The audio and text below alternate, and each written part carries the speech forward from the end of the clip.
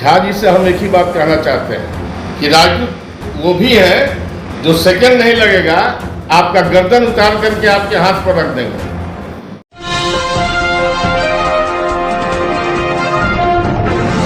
साथियों नमस्कार, मैं हूं नीरज पटेल और आप देख रहे हैं नेशनल जनमत। झा जी, एक सेकंड नहीं लगेगा, ठाकुर आपकी गर्दन उतारकर हाथ में रख देंगे, मुंह तोड़ देंगे।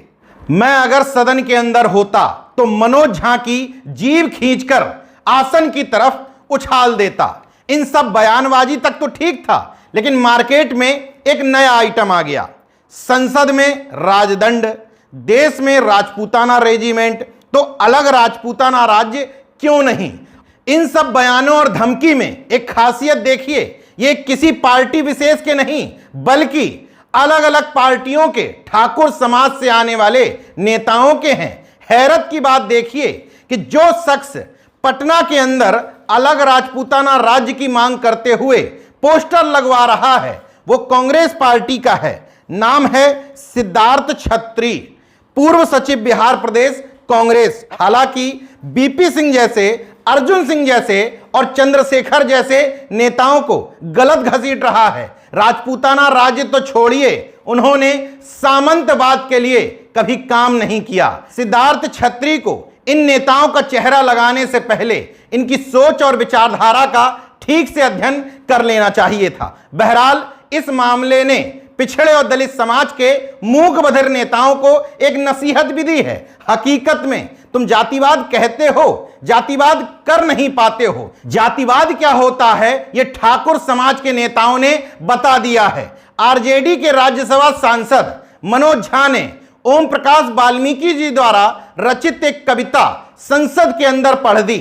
सीधे तौर पर देखें तो एक जाति को नहीं बल्कि सामंतवादी विचारधारा को टारगेट किया गया है। कविता कुछ यूं थी: चूल्हा मिट्टी का, मिट्टी तालाब की, तालाब ठाकुर का, भूख रोटी की, रोटी बाजरे की, बाजरा खेत का, खेत ठाकुर का, बैल ठाकुर का, हल ठाकुर का, हल की मूठ पर हथेली अपनी, फसल ठाकुर की, कुआं ठाकुर का, पानी ठाकुर का, खेत खलियान ठाकुर के, गली मोहल्ले ठाकुर के, फिर अपना क्या, गांव शहर देश। सवाल यह बनता है कि अगर ठाकुर समाज के लोग इस कट्टरवादी विचारधारा के, सामंतवादी मानसिकता के नहीं हैं तो उनको तकलीफ क्यों हो रही है। बिहार में ठाकुर टाइटल तो नाई समाज के लोग भी लगाते हैं। सभी जानते हैं कि पूर्व मुख्यमंत्री कर्पूरी ठाकुर और उनका समाज बड़े पैमाने पर न सिर्फ बिहार बल्कि उत्तर प्रदेश में ठाकुर भी लगाता है। लेकिन इस समाज को तकलीफ क्यों नहीं हुई?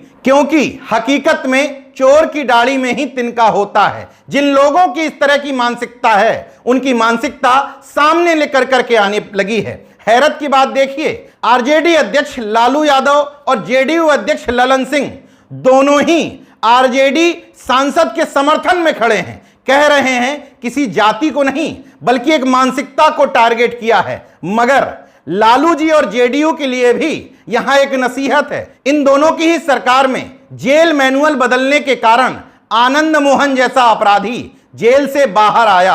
अब इन्हीं को आंखें दिखा रहा है। महज आनंद मोहन नहीं बल्कि उनका आरजेडी से विधायक बेटा जो कभी तेजस्वी यादव के साथ तस्वीरें खिंचा करके शान और गर्व महसूस करता था, वो इस बात की भी चिंता नहीं कर रहा कि आरजेडी और उसके सबसे बड़े नेता लालू यादव सीधे तौर पर मनोज झा के समर्थन में खड़े हैं। वो अपने पिता आनंद मोहन, बहन सुरभि आनंद और मां लवली आनंद के सुर में सुर मिलाते हुए राजपूत समाज के अपमान की बात कर रहा है। उसके पिता आनंद मोहन, जिसको जेल से निकलवाने में आरजेडी की बड़ी भूमिका थी, लेकिन जेडीयू सत्ता में है इसलिए उसकी भूमिका से इनकार नहीं किया जा सकता।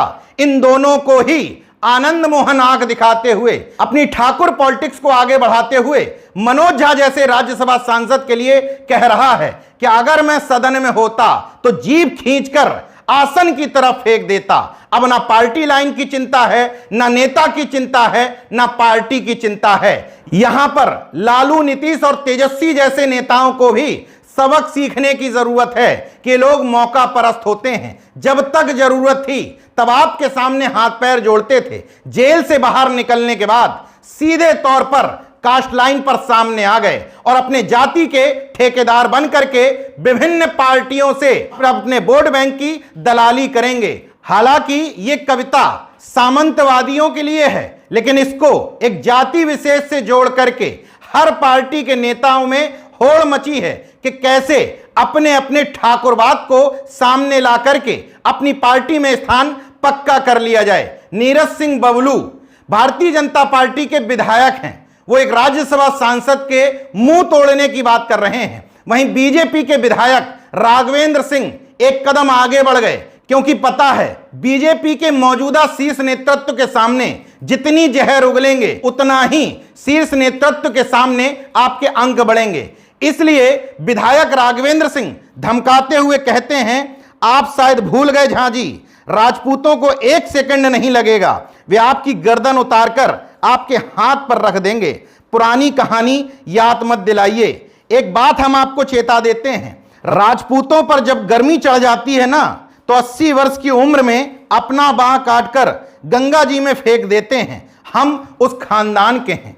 यहां पर 2 चीजें समझने की हैं। बीजेपी के वो ठाकुर नेता जो अभी तक हिंदू राष्ट्र का राग अलापते थे, जैसे ही जाति की बात सामने आई वैसे ही हिंदू राष्ट्र किनारे लग करके ठाकुरवाद, राजपूतवाद सामने आ गया और कांग्रेस के नेता तो अलग राजपूत राज्य की मांग ही करने लगे। सामंती और मनुवादी आरोप लगाते हैं कि पिछड़े और दलित वर्ग में जातिवाद बहुत तेजी से पनपा है। बिल्कुल ठीक बात है, सहमत हैं, लेकिन उनको जातिवाद करने का सहूर कहां है? जिसको वो जातिवाद कहते हैं महज कुछ नेताओं, कुछ अधिकारियों की चापलूसी तक सीमित है। पिछड़े और दलितों का जो जातिवाद है वो अपनी जाति को सेफ करने में, अपने थोड़े बहुत स्वार्थ पूर्ति में ही खत्म हो जाता है। मगर सवर्णों में खासतौर पर 2 जातियों का जो जातिवाद है वो अन्य जातियों के लिए हानिकारक है, हिंसात्मक है, धमकी भरा है। इस प्रकरण से, इस कांड से यह बात जाहिर हो जाती है। बहरहाल जहां तक नेशनल जनमत के पक्ष की बात है तो ओम प्रकाश वाल्मीकि जी ने यह कविता किसी जाति पर न लिख करके एक विचारधारा और एक मानसिकता पर लिखी थी। जिस तरीके से ब्राह्मणवाद एक वाद का नाम है, उसी तरीके से सामंतवाद भी एक मानसिकता का नाम है। जिन ठाकुरों के अंदर यह सामंतवाद नहीं है उनको इस कविता से कोई दिक्कत नहीं होनी चाहिए थी, मगर राजनीति तो राजनीति ठहरी। इस मुद्दे के बहाने सभी अपनी जाति के स्वयंभू नेता बन करके अन्य पार्टियों से डीलिंग करके बड़ा चेहरा बनना चाहते हैं। देखते रहिए नेशनल जनमत, जागरूक और सजग बने रहिए। जय विज्ञान, जय संविधान, जय लोकतंत्र। धन्यवाद।